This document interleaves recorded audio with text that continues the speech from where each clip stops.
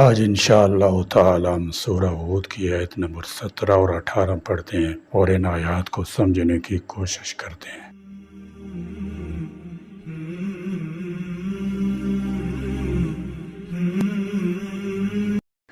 اعوذ باللہ من الشیطان الرجیم، بسم اللہ الرحمن الرحیم۔ افمن كان على بينة من ربه ويتلوه شاهد منه ومن قبله كتاب موسى إماما ورحمة أولئك يؤمنون به ومن يكفر به من الأحزاب فالنار موعده فلا تك في مرية منه إنه الحق من ربك ولكن أكثر الناس لا يؤمنون ومن أظلم ممن افترى على الله كاذبا أولئك يعرضون على ربهم ويقول الأشهاد هؤلاء الذين كذبوا على ربهم ألا لعنة الله على الظالمين افمن كان، کیا پھر طالب دنیا اس شخص جیسا ہو سکتا ہے جو ہو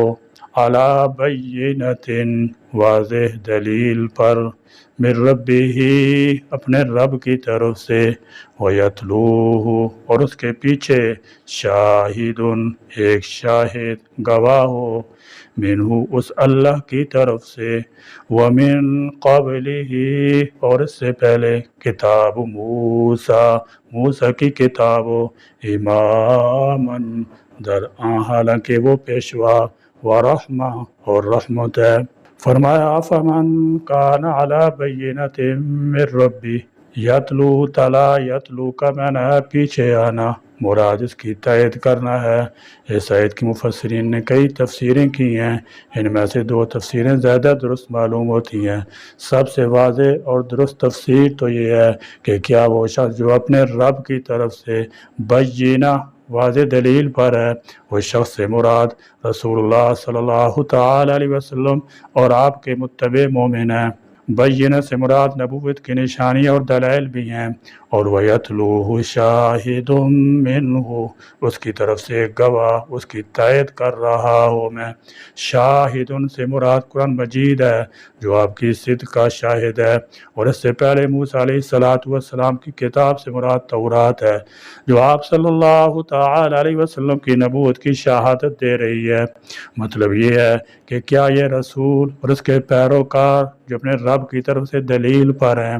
ان لوگوں کی طرح ہو سکتے ہیں جن کے پاس نہ رب تعالیٰ کی طرف سے کوئی دلیل ہے، نہ کوئی شاہد ہے، اور نہ کوئی اور پہلی آسمانی کتاب جو ان کی تائید کرے؟ یہ مطلب سب سے درست اس لیے کہا گیا ہے کہ اسی سورہ ہود میں تقریباً ہر نبی نے یہ کہا کہ میں اپنے رب کی طرف سے ایک بینہ پر ہوں۔ دیکھیں نوح علیہ السلام نے فرمایا ارائیتم ان کنت علی بینۃ من ربی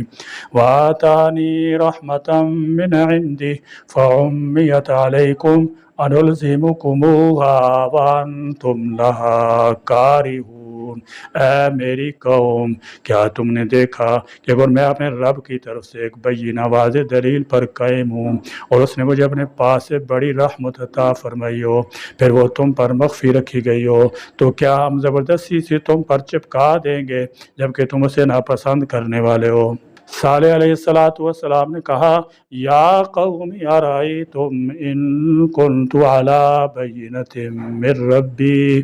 شعیب علیہ السلام نے کہا یا قوم ارائیتم ان کنت علی بینۃ من ربی۔ غرض ہر پیغمبر یہ کہتا رہا کہ میں اپنے رب کی طرف سے بینہ پر ہوں، کیونکہ اللہ تعالیٰ ہر پیغمبر کو اس کی نبوت کی واضح نشانی دے کر بھیجتے تھے، اور قرآن مجید کا معجزہ جس کی ایک صورت کی مثال پیش نہ کی جا سکی وہ اللہ کی طرف سے آپ کا شاہد ہے۔ اسی طرح تورات بھی آپ کے حق ہونے کی شاہد ہے۔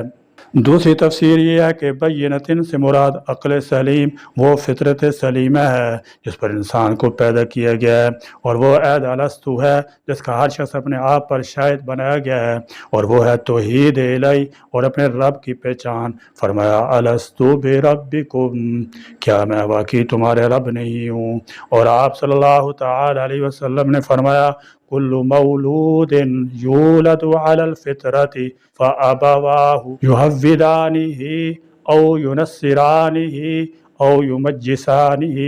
یعنی ہر بچہ فطرت اسلام پر پیدا ہوتا ہے، پھر اس کے ماں باپ اسے یہودی بنا دیتے ہیں یا نصرانی یا مجوسی، یعنی کیا وہ لوگ جو فطرت سلیمہ پر قائم ہیں، عقل سلیم سے کام لیتے ہیں، اس کے ساتھ ان کے پاس اللہ تعالیٰ کی طرف سے ایک گواہ بھی آ چکا ہے، یعنی رسول اللہ صلی اللہ تعالی علیہ وسلم یا قرآن، اور اس سے پہلے تورات بھی اس کی شہادت دے رہی ہے جو رہنما بھی تھی، رحمت بھی تھی۔ تو کیا یہ لوگ ان کی طرح ہیں جن کے پاس نہ رب کی طرف سے کوئی بینہ ہے، نہ کوئی اس کی طرف سے شاہد، اور نہ گزشتہ کسی آسمانی کتاب کی شہادت؟ ہرگز نہیں، ایک مومن دوسرا کافر دونوں ایک جیسے کبھی نہیں ہو سکتے۔ اولئک یؤمنون بہ، یعنی یہ بینہ پر قائم لوگ اس رسول پر ایمان لاتے ہیں۔ اولئک، یہی لوگ یؤمنون ایمان لاتے ہیں بھی، اس قرآن کے ساتھ، یعنی جن کے اندر مذکورہ صاف پائے جائیں گے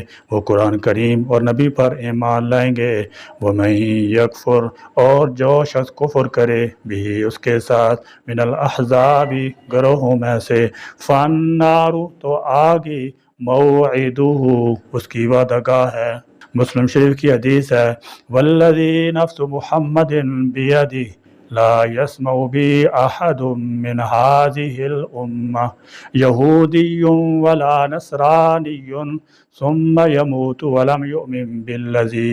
ارسلت به الا كان من اصحاب النار۔ قسم ہے اس کی جس کے ہاتھ میں محمد کی جان ہے، میرے بارے میں اس امت دعوت میں سے کوئی یہودی یا نصرانی سن لے، پھر وہ فوت ہو اور اس پر ایمان نہ لایا ہو جو مجھے دے کر بھیجا گیا ہے، تو وہ اصحاب النار سے ہوگا۔ مشرکین اور نام کے مسلمان جو دل سے آپ کی رسالت کو نہیں مانتے وہ بھی انہی میں سے شامل ہیں۔ تمام فرقوں سے مراد روئی زمین پر پائے جانے والے مذاہب ہیں، یہودی ہوں، عیسائی ہوں، زرتشی ہوں، بدھ مت ہوں، مجوسی، مشرکین و کفار وغیرہ، جو بھی حضرت محمد الرسول اللہ صلی اللہ تعالی وسلم پر ایمان نہیں لائے گا اس کا ٹھکانہ جہنم ہے۔ یہ وہی مضمون ہے جس اس حدیث میں بیان کیا گیا ہے۔ قسم ہے اس ذات کی جس کے ہاتھ میں میری جان ہے، اس امت کے جس یہودی یا عیسائی نے بھی میری نبوت کی بابت سنا پھر مجھ پر ایمان نہیں لایا وہ جہنم میں جائے گا۔ فلا تکو، لہذا نہ ہو آپ، فی مریت، شک میں، منہ، اس سے، انہ الحق، بے شک وہ قرآن حق ہے، من ربی کا، آپ کے رب کی طرف سے، ولیکن، اور لیکن، اکثر الناس، اکثر لوگ، لا یؤمنون، نہیں ایمان لاتے۔ اس آیت میں منکرین اور کافرین کے مقابلے میں اہل فطرت اور اہل ایمان کا تذکرہ کیے جا رہا ہے۔ اپنے رب کی طرف سے دلیل سے مراد وہ فطرت ہے جس پر اللہ تعالیٰ نے انسانوں کو پیدا فرمایا، اور وہ اللہ واحد کا اعتراف اور اسی کی عبادت، جس طرح کہ نبی صلی اللہ تعالی وسلم فرمان ہے کہ ہر بچہ فطرت پر پیدا ہوتا ہے، پس اس کے بعد اس کے ماں باپ اسے یہودی، نصرانی یا مجوسی بنا دیتے ہیں۔ یتلو، کہ میں نے اس کے پیچھے یعنی اس کے ساتھ اللہ کی طرف سے گواہ بھی ہو، گواہ سے مراد قرآن یا محمد صلی اللہ تعالی وسلم ہے، جو اس فطرت صحیحہ کی طرف دعوت دیتے ہیں اور اس کی نشاندہی کرتے ہیں۔ اور اس سے پہلے حضرت موسیٰ علیہ السلام کی کتاب تورات بھی جو پیشوا بھی ہے، رحمت کا سبب بھی، یعنی کتاب موسیٰ علیہ السلام بھی قرآن پر ایمان لانے کی طرف رہنمائی کرنے والی ہے۔ مطلب یہ ہے کہ ایک وہ شخص ہے جو منکر اور کافر ہے، اس کے مقابلے میں ایک دوسرا شخص ہے جو اللہ تعالیٰ کی طرف سے دلیل پر قائم ہے، اس پر ایک گواہ قرآن یا پیغمبر اسلام صلی اللہ تعالی وسلم بھی ہیں۔ اسی طرح اس سے قبل نازل ہونے والی کتاب تورات میں بھی اس کے لیے پیشوائی کا اہتمام کیا گیا ہے، اور وہ ایمان لے آتا ہے۔ کیا یہ دونوں شخص برابر ہو سکتے ہیں؟ کیونکہ ایک مومن ہے اور دوسرا کافر، ہر طرح کے دلائل سے لیس ہے اور دوسرا بالکل خالی ہے۔ ومن اور کون شخص اظلم زیادہ ظالم ہے ممن افترا اس سے جس نے باندھا اللہ اللہ پر کاذباً جھوٹ۔ اولئک یہ لوگ یعرضون پیش کیے جائیں گے علی ربہم اپنے رب پر، ویقول اور کہیں گے الاشہاد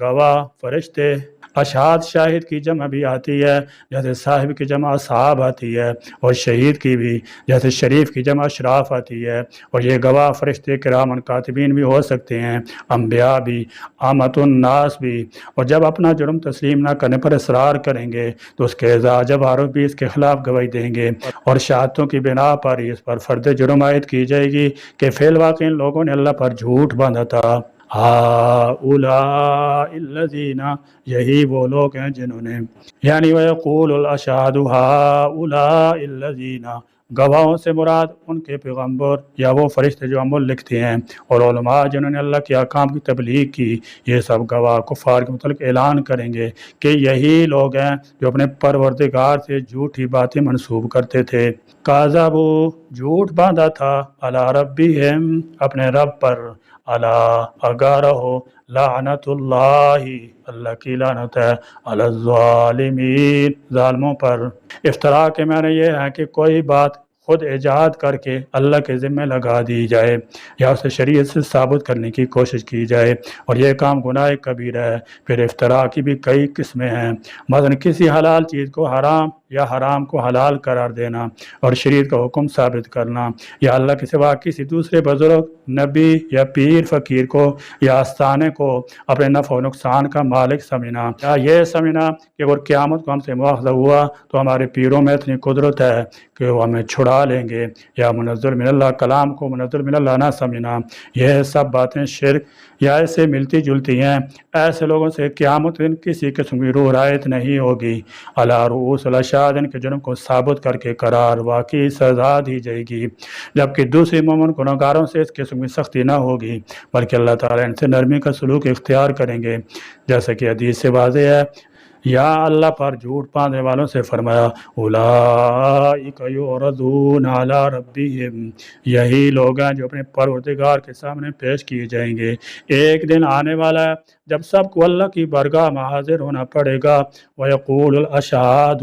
اور گواہی دینے والے کہیں گے ہؤلاء الذین کذبوا علی ربہم یہی وہ لوگ ہیں جنہوں نے اپنے رب پر جھوٹ باندھا، اور گواہی دینے والے اللہ کے فرشتے ہوں گے تو محافظ اعمال ہیں، ان میں کرامن کاتبین اور بعد دوسرے فرشتے بھی ہو سکتے ہیں، جیسے کہ سورۃ طارق میں اللہ تعالیٰ نے فرمایا ان کل نفس لما علیہا حافظ ہر نفس پر نگران قوت مقرر ہے، یہ بھی گواہی ہو سکتی ہے۔ ان کے علاوہ اللہ کے نبی بھی آدمی کے حق میں یا اس کے خلاف گواہی دیں گے۔ جو اہل ایمان کسی کے متعلق جانتے ہوں گے وہ بھی شہادت دیں گے